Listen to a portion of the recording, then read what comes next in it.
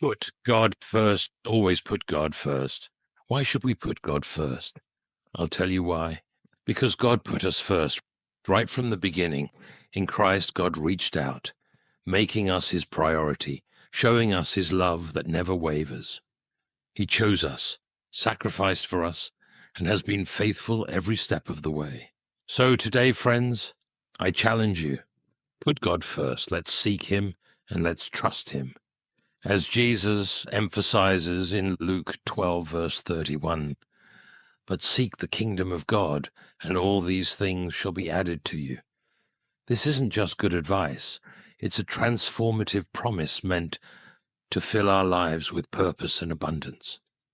Before we move forward, be sure to subscribe to this channel if you haven't already. How do we put God first? There are two key steps, two straightforward yet profound steps: seeking God and trusting him. It may sound simple, but its depth transforms our lives. First, we're called to seek God. When I look around, I see three types of people when it comes to seeking him. Some don't seek God at all and may go through life without knowing the true joy he can bring. Others seek God, but he isn't their first pursuit. They carry a deep conflict inside, a quiet struggle, often feeling torn between their desires and their faith, a civil war in their hearts, as C.S. Lewis might put it. Then there are those who seek first the kingdom of God and his righteousness, those who make him their top priority, and they're often the happiest people I know. As Thomas à Kempis wisely advised, seek God, not happiness. When God is our focus, happiness follows. To seek God first, we have to do so personally. This is a one-on-one journey. I can't seek God for you, and you can't seek him for me. Each of us must make our own decision. Jonathan Edwards captured this with his life resolutions. Number 1, I will live for God. Number 2, if no one else does, I still will. Isn't that powerful? This resolve is at the heart of a life that truly honors God. No matter what the world around us says or does, our commitment to God must be steadfast. And here's the most encouraging news for those who haven't yet made that choice. God is already seeking you. Jesus made it his mission, proclaiming in Luke 19, verse 10, "The Son of Man came to seek and save the lost." Every morning, by his mercy, God gives us a fresh start. He's inviting us to turn our hearts toward him, to let his love reshape our lives. Putting God first isn't simply about listing him as a top priority. It's about making him the center of everything. When we do, he becomes the core that holds every part of our lives together, our family, work, decisions, and purpose. Now, putting God first isn't always easy. When we make the decision to give him that first-place position, it doesn't mean there won't be resistance. Whatever used to hold that place, whether it's pride, ambition, comfort, or security, may not go quietly. The enemy resists when we put God first because he knows how strong we become when God is our focus. So be prepared to stand firm. Just as the Israelites faced battles when they entered the Promised Land, we too may face opposition. But remember the words of Exodus 14, verse 14. The Lord will fight for you. You need only to be still. What peace this gives us. God himself fights for us when we stay committed to him.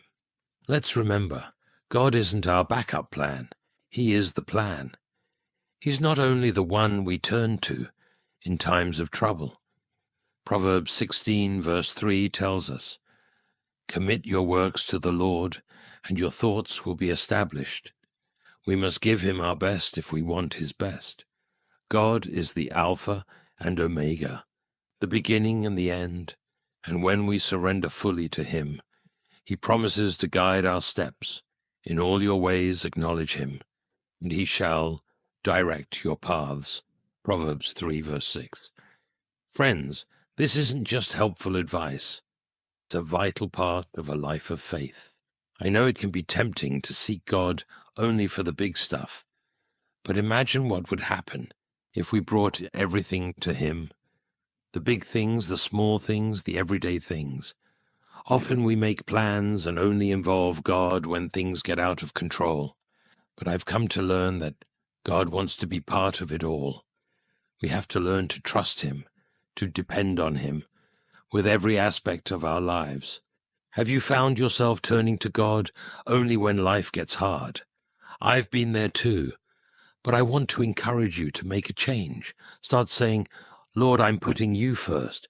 And when you make this commitment, God will honor it. He delights in our dedication. When you put God first, He doesn't just meet your needs. He goes above and beyond. If you're ready to make this declaration, type, Lord, I'm putting you first. Amen in the comments. By typing these words, you are declaring your commitment to prioritize God in every area of your life. Here's how we can put God first in practical ways. Start with your time. Begin every day with prayer, reading, and meditating on His Word.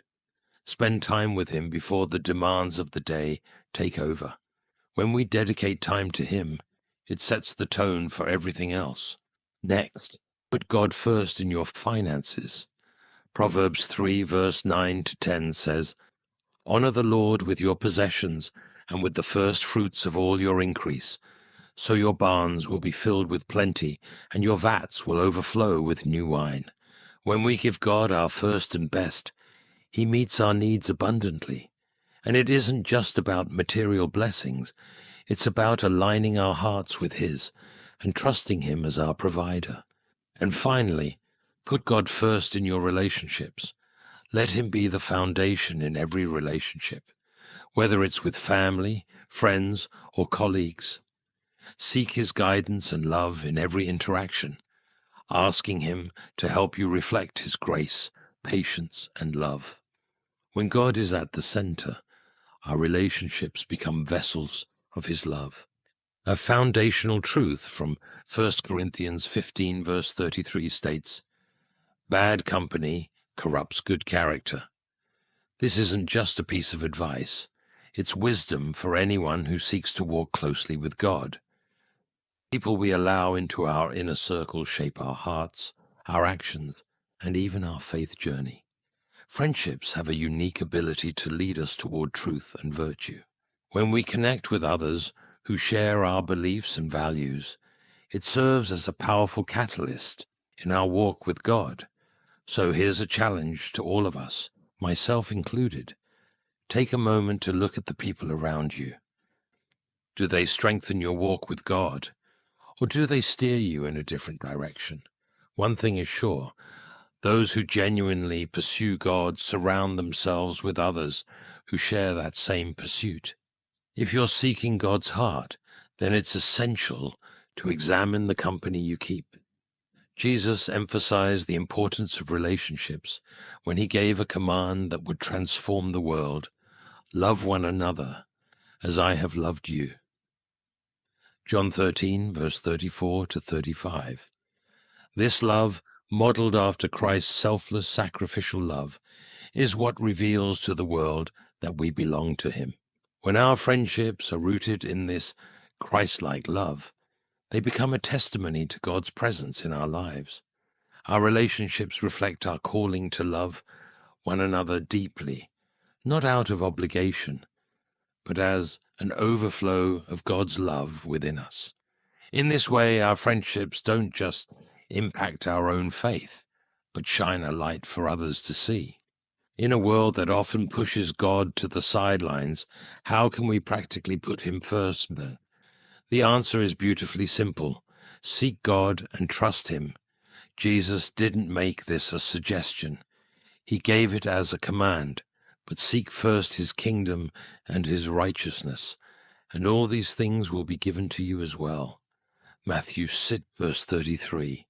Within this verse lies both a command and a promise.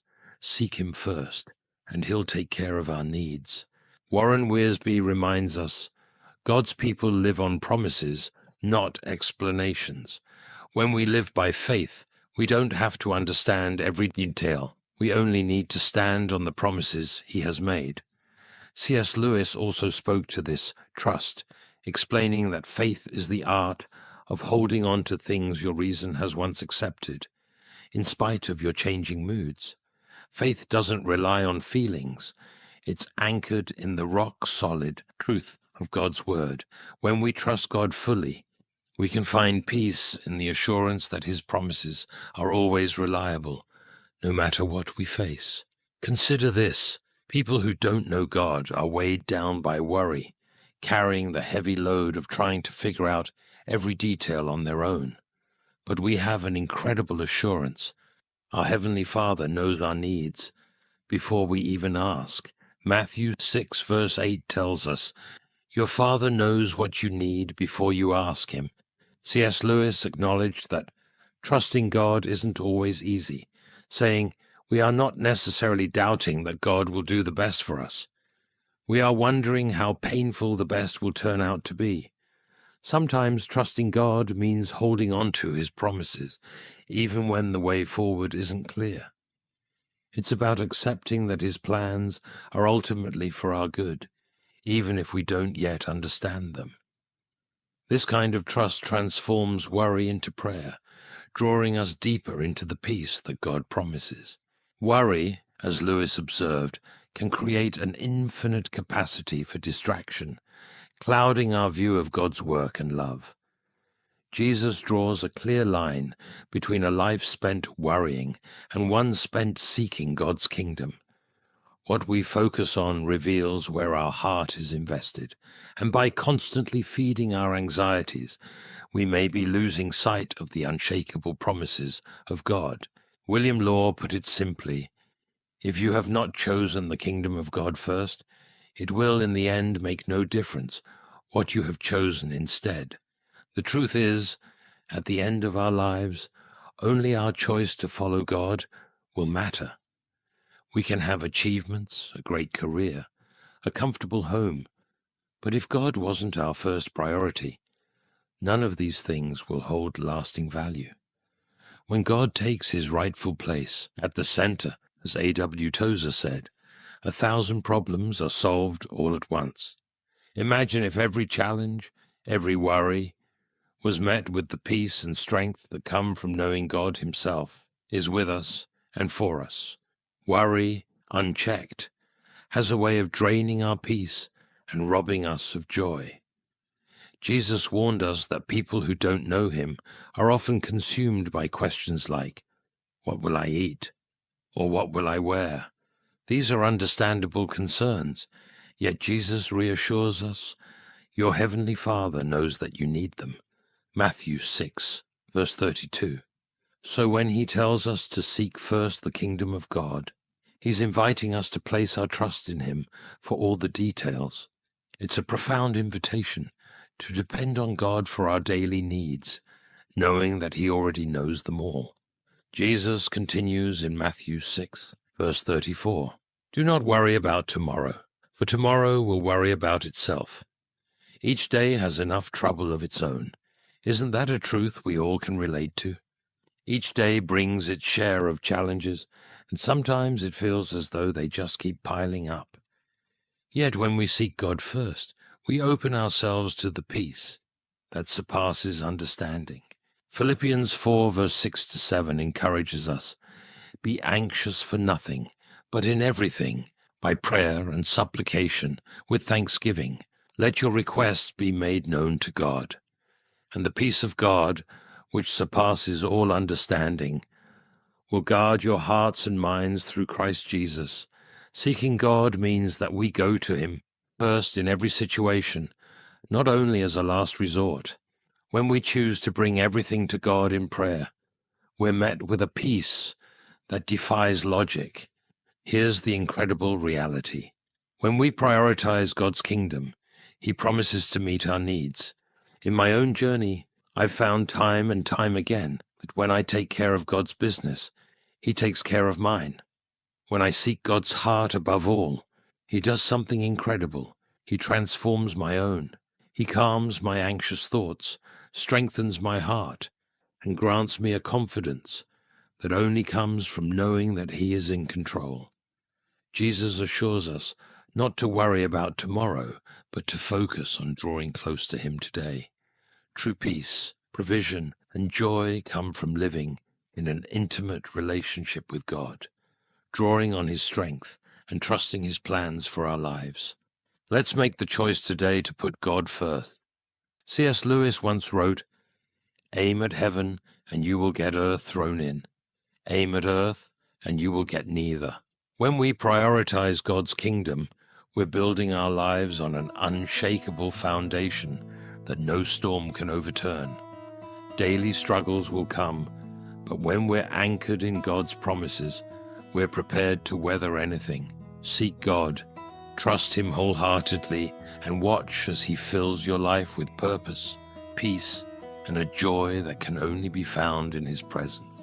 Let's commit to this journey together, seeking first the kingdom of God and experiencing the fullness of His love and promises in our lives. Heavenly Father, thank You for being our constant and faithful source of strength. Today we ask for Your guidance as we strive to seek You above all else. Open our eyes to the people and influences in our lives, so we may surround ourselves with those who lift us up in our faith and help us draw closer to You. Teach us to love others as You have loved us, to show Your grace and compassion in all our relationships, so that our lives become a testimony to Your goodness. Lord, help us to lay down our worries at Your feet and remind us daily that You know every need, every burden, even before we bring them to You. Give us the courage to trust in Your promises, knowing that You will provide exactly what we need in Your perfect time. Calm our anxious hearts with the peace that only comes from You, and guard our minds from fears about tomorrow. Father, strengthen our resolve to pursue You with all our hearts. May we seek Your will above our own, knowing that when we put You first, all things fall into place. We thank You for Your boundless love and the unshakable foundation of Your word. Draw us near to You, Lord, and let us find joy and purpose in our daily walk with You. In Jesus' name, Amen. Remember, you are not alone in your journey of faith. If you feel encouraged, please like and share this video with others who may need it. Don't forget to subscribe and hit the notification bell for more uplifting content. Let's keep growing together in His love and grace. Thank you for watching. May His peace and blessings be with you as you continue to seek Him first.